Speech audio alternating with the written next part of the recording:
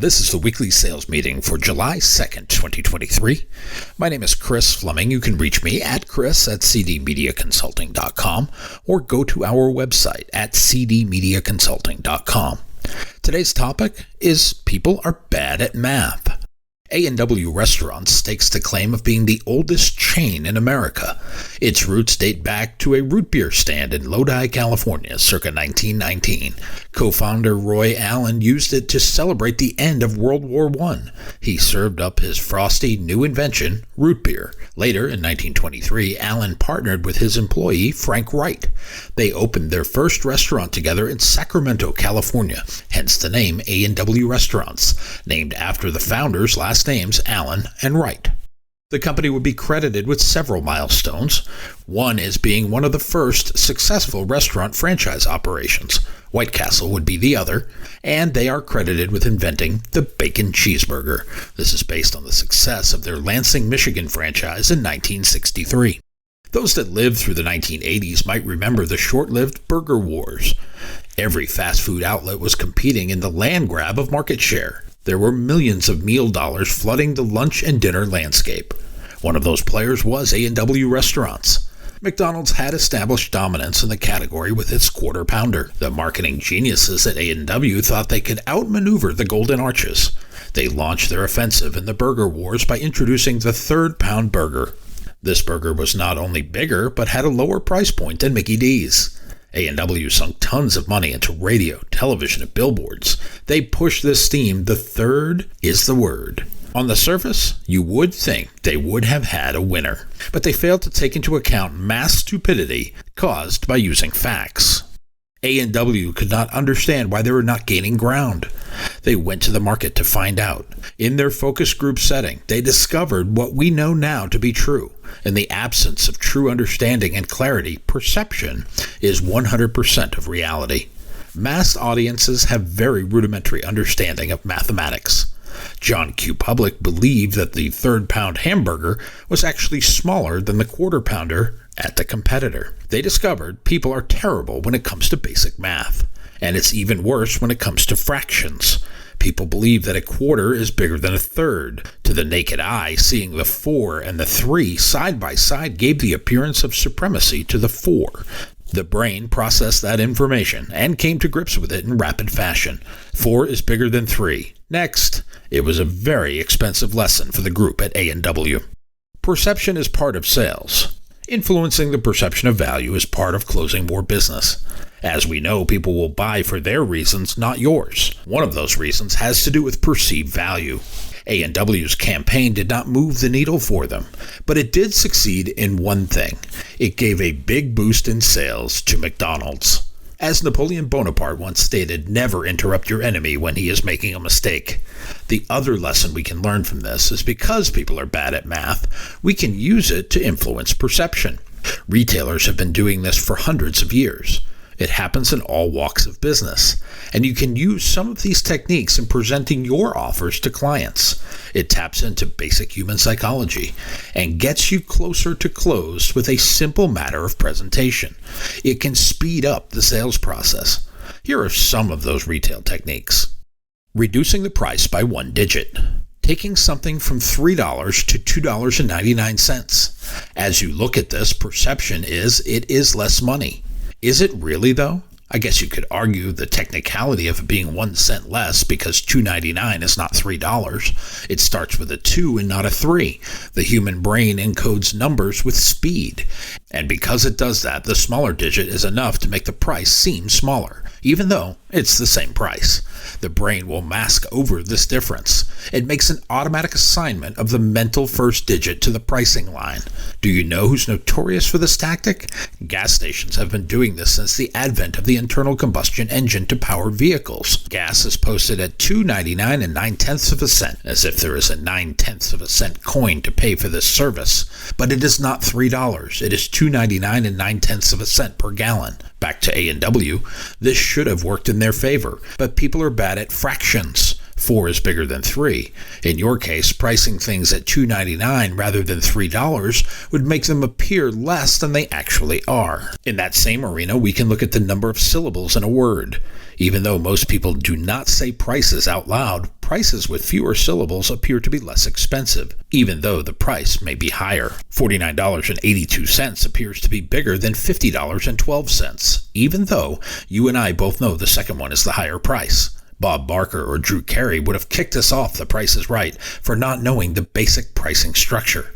But in the sales world, fewer syllables means less money. It is both a cognitive bias and quick processing mental gymnastics that causes this fallacy. Either way, if you are not aware of it, you could be costing yourself decisions at the finish line. Much like A&W restaurants, knowing in advance how people react can prevent you from making a big mistake.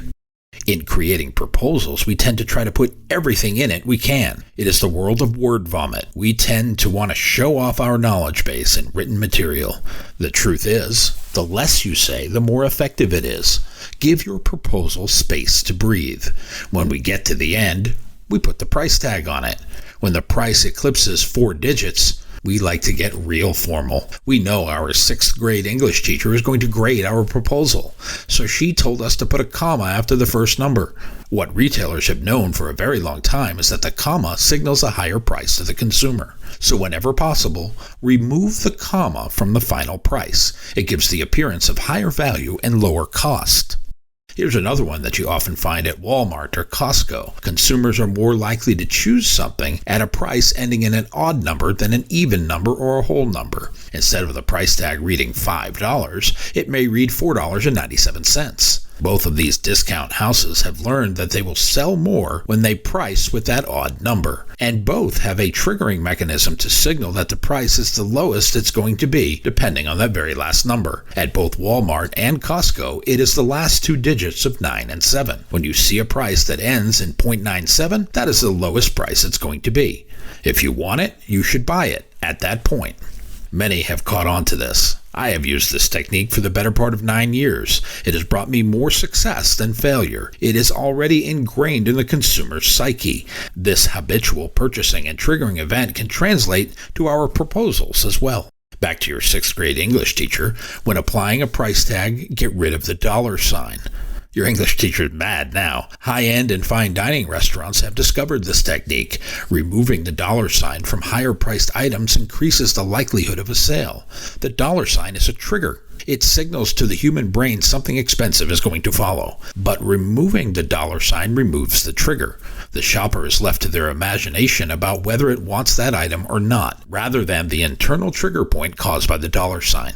Keep that in mind when crafting your next proposal. When you get to the end and attach the price to it, remove the $sign.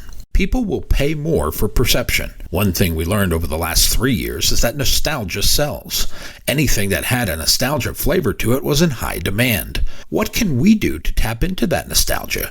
How can we give the buyer that good feeling created by those memories? Those memories are why nostalgia sells.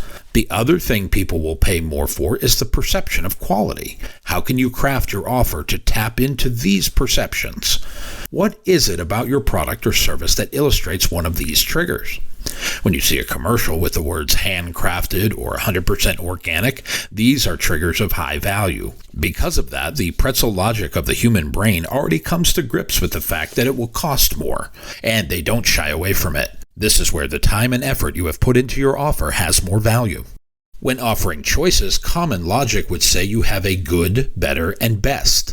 The base price of good, the medium price of better, and the high price of best would all be equidistant. If good is $500, then better would be $1,000, and best would be $1,500.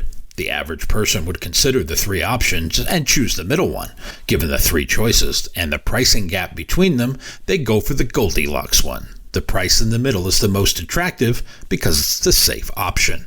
My suggestion is to leave good where it is, but price better at $1,350 and best at $1,500. A quick glance makes better and best appear almost equal. Good looks unattractive. Good is dismissed as a non-choice. The choice is then between better and best, and the gap is almost negligible. Because of that, more buyers choose the best option than the better option because the gap is not so great. I'd like to show the customer the most expensive thing they can buy immediately. People who sell jewelry and people who sell cars use this method. When you go to the jewelry store and ask to see the diamond selection, they will show you the brightest, biggest, most sparkly item in the case. This does two things. One is it acts as a price anchor. It establishes the full value of your product. Either they sell that item, or it is way out of the price range of the prospect. The next price item is going to seem reasonable no matter what the price is. The second thing that it does by establishing that value is it creates the want. When you show the next item or the next offer, it will be compared to the large, bright, shiny one. That basis of comparison will create a struggle in the mind of the buyer between the want and the reality. Showing this at the beginning will raise the average price tag of each sale. When creating rates and rate cards, I will do pricing to the penny. Most people will round to the nearest dollar amount. I have it come out to the penny. The reason I do this is it displays honest value. It appears that we put a lot of thought and mathematics into our pricing structure. Because it is displayed to the penny, and that number is not a round number, the mind interprets that as more honest. I have been using odd-numbered pennied pricing for more than 10 years, and what I have found is I get fewer pricing arguments. Remember, the mind interprets numbers with speed and agility. This visual representation tells the mind that the price on display is the lowest price. The lowest price they are going to get. So the price is accepted as the true value of the offer. When it is a round number, it tells most people that that number can be negotiated. Numbers with pennies on them have already seen a sharpened pencil. Because people are bad at mathematics, and because the mind works at a very quick speed, these everyday pricing techniques work. Understanding the principles and the psychology behind them gives you a competitive edge. It is an edge in crafting proposals and presentations for your product. By borrowing tools from the retail world, the consumer is already used to seeing these things. By putting them in practice in your sales franchise, you can capture more of your unfair share of dollars. You can increase your win rate. You can cut down on the decision gap that bogs down many closing conversations. Or you can ignore all this competitive wisdom. If you do, you may find yourself in the same position as the operators of A&W restaurants. You will be wondering why you didn't win the burger wars of the 1980s with your bigger, lower-cost hamburgers. My new book, 52 Weekly Sales Meetings, is now available on Amazon.com.